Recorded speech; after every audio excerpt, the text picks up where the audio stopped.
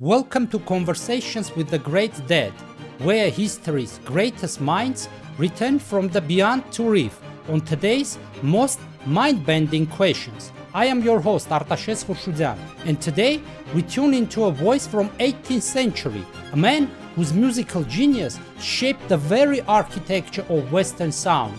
He was the master of counterpoint, the architect of the fugue, composer, organist, and immortal brainiac of the Baroque. Please welcome Johann Sebastian Bach.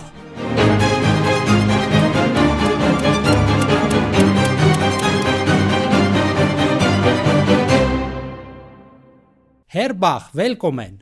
We are in a strange new musical world. Today, people make songs with computers. No violins, no choirs, sometimes not even humans. Synthesizers, samples, loops, and artificial intelligence compose our soundscape. What is your first impression of electronic music? It is astonishing. The sounds I hear, they are not of string or pipe, yet they move the air with great intensity. The rhythm, so precise, the tones, crafted like clockwork. It is like hearing a fugue played by lightning.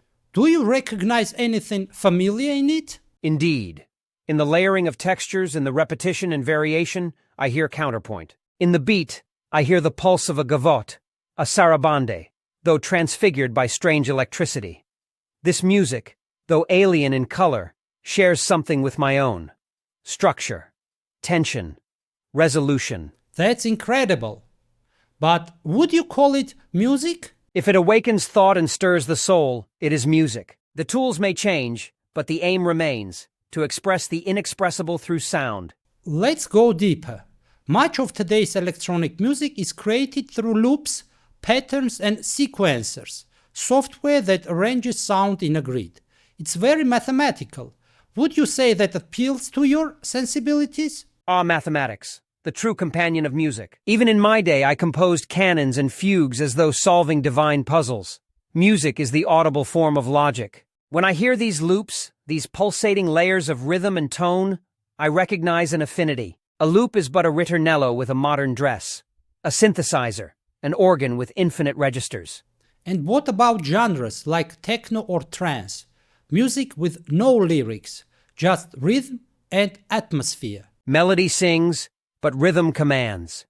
A well-placed beat speaks to the body, like a basso continuo for the heart. These genres remind me of the Passacaglia or the chaconne, repeating bass lines with variations that climb and transform. You call it trance.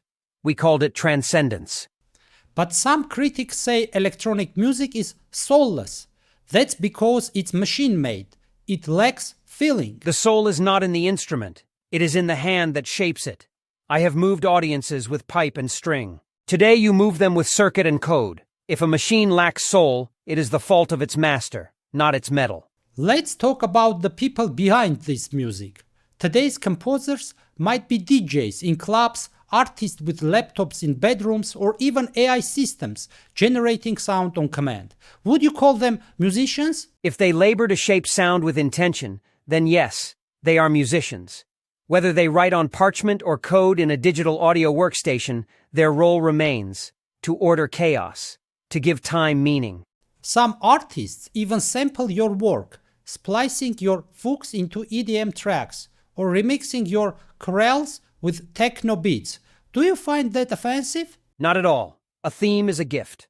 If it inspires variation, I rejoice. After all, I borrowed from others. The Italian style, the French dances, the Lutheran hymns. Music is a dialogue across time. If I am sampled, then I still speak. So you would be open to collaboration. Bach featuring Daft Punk? Why not? Let the fugue wear a helmet. And what about AI-composed music? Pieces written entirely by algorithms trained in your compositions. Imitation is flattering but dangerous. To compose is not to combine notes but to wrestle with silence. A machine may learn my patterns but not my purpose. It can replicate my style but not my soul. Still, I am curious. Perhaps even the machine can become a mirror, reflecting back what we fail to hear in ourselves. Maestro, we live in an age of infinite music, more than anyone can listen to in a lifetime. Some say music has lost meaning become background noise. What would you say to modern listeners overwhelmed by sound? Listen with intent. Do not let music be wallpaper for your thoughts. Let it be architecture for your soul. Even the simplest melody, if heard deeply, can awaken eternity.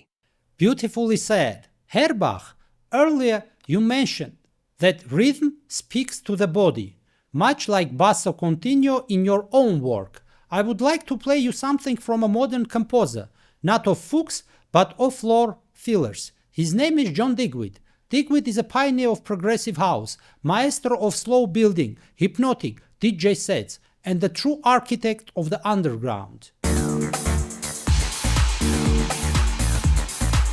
What do you hear? Ah, fascinating.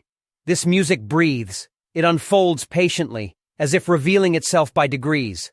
I hear repetition, yes, but not mindlessness.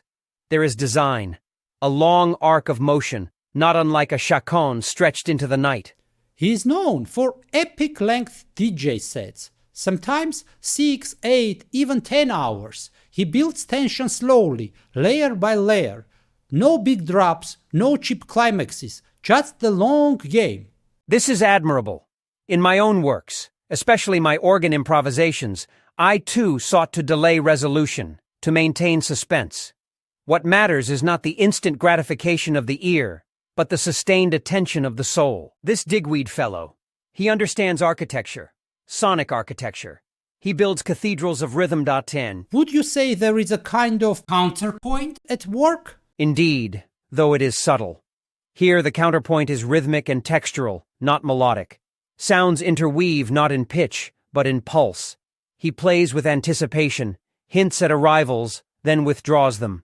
A master of restraint. Some call him a DJ, others a selector, but you are calling him a composer? Yes, he composes in real time, drawing from the library of sound as I once drew from hymnals and dance suites.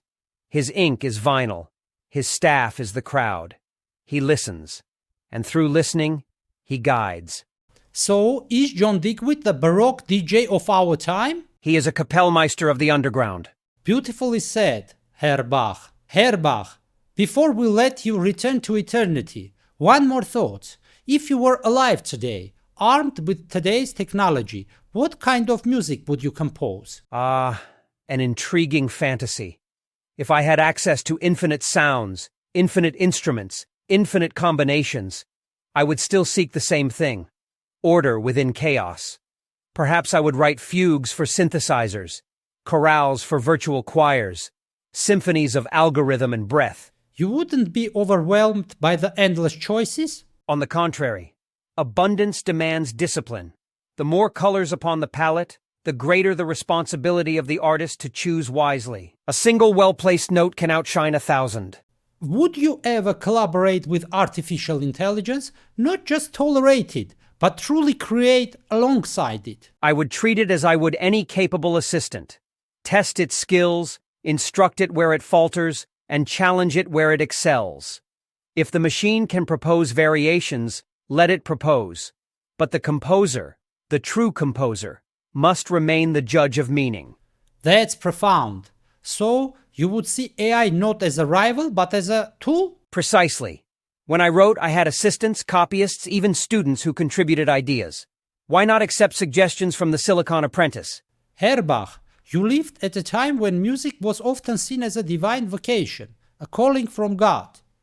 In your age, with algorithms and entertainment industries, has that sense of sacredness been lost? Sacredness is not imposed by circumstance. It is carried in the heart of the maker. Whether a man composes a mass for the glory of God or a simple melody for a lonely heart, the sacred is present if love and intention are present. So it's not the medium, it's a spirit behind it. Just so. Even the humblest electronic beat, if crafted with sincerity, carries a spark of the eternal. One last question. If you could give one piece of advice to young musicians and producers today, what would it be? Work tirelessly, learn the craft, honor the masters who came before you, yet dare to find your own voice. Remember, music is not merely for entertainment. It is for edification, for consolation, for the lifting of the soul. And above all, listen. Listen deeply. To the world, to silence, and to the music within yourself. Herr Bach, from the pipe organs of Leipzig to the dance floors of the 21st century, your voice continues to resonate. Thank you for reminding us that even in an age of machines, music is still, at its heart, a human art. And may it ever be so. Farewell, dear friends. Until the next cadence. Thanks for tuning in to Conversations with the Great Dead. If you enjoyed this episode, subscribe, share, and tune in next time when we welcome Immanuel Kant on artificial intelligence. What do you think? Can a machine be moral? See you next time and stay conscious.